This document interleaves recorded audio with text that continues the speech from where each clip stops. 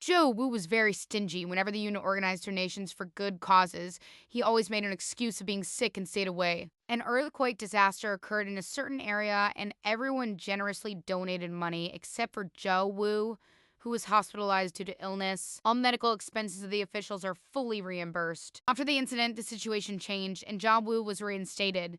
His colleagues all looked at him with eyes, but he secretly felt happy and said in his heart, "Never mind.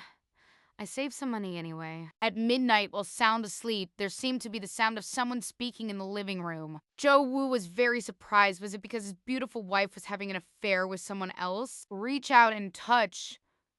The wife is still there. Ju Wu quietly got out of bed, crept to the door, and cautiously opened it. He nearly died of fright when he looked through. At this moment, the hall was filled with green lights and ghostly figures, as a group of ghosts were gathered in a circle holding a meeting. Many ghosts speak in a low voice, but their words still clearly reach the ears. Look, the refrigerator is empty, with only 2 remaining dishes left.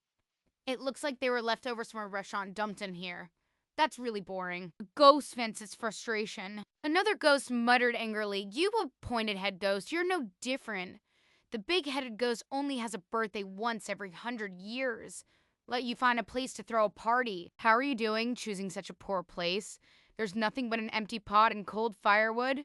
What are you going to eat? Maybe you should eat the man of this house." Ah, the master of this house is still a minor official with a decent salary, yet he's even more stingy than us penny pinchers. It's said that last month the unit drew lots and it was this male master's turn to donate blood. When he arrived at the blood station, he fainted on the spot. Upon examination, it was found that he was anemic. He did not shed a single drop of blood, but was instead forced to produce his own. Tis, such conduct makes even us stingy people feel ashamed.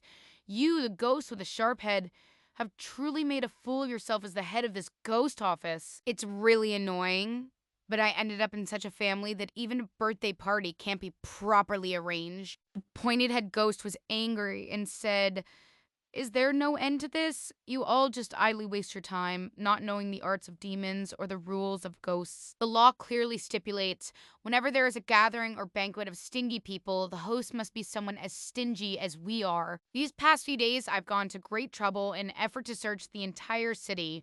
Only Jabwa's family is wealthy but looks down on the poor, being extremely stingy.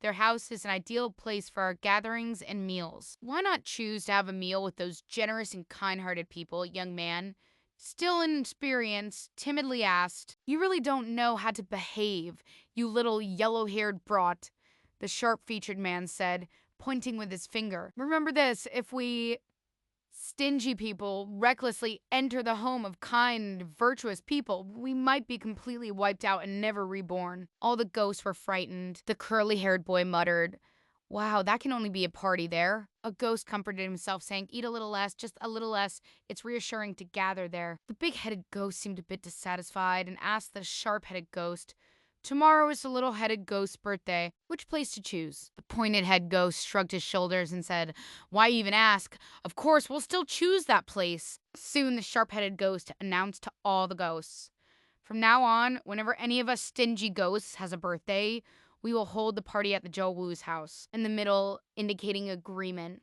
All the spirits unanimously responded in agreement. Before long, the ghost finished the 2 remaining dishes. The big-headed ghost drooled, staring at the bedroom door, and said, "I'm not full yet." Shatu Gui persuaded Big Head Brother, "Just hold on for a while. There's still a long way to go.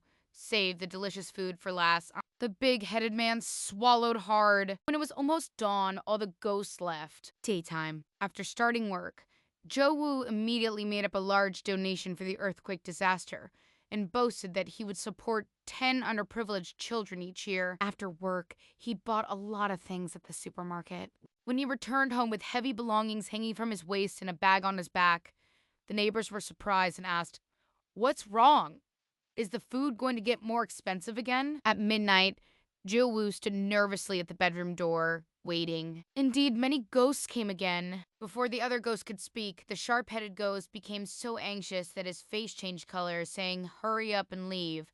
Hurry up and leave. This house can't be approached." Jill Wu had actually changed his personality, becoming generous. Therefore, the birthday party for Xiao Tu Gui tonight needs to be held elsewhere. Little Ghost wanted to keep asking questions, but Sharp-Headed Ghost got angry and said, "What more do you want to talk about?"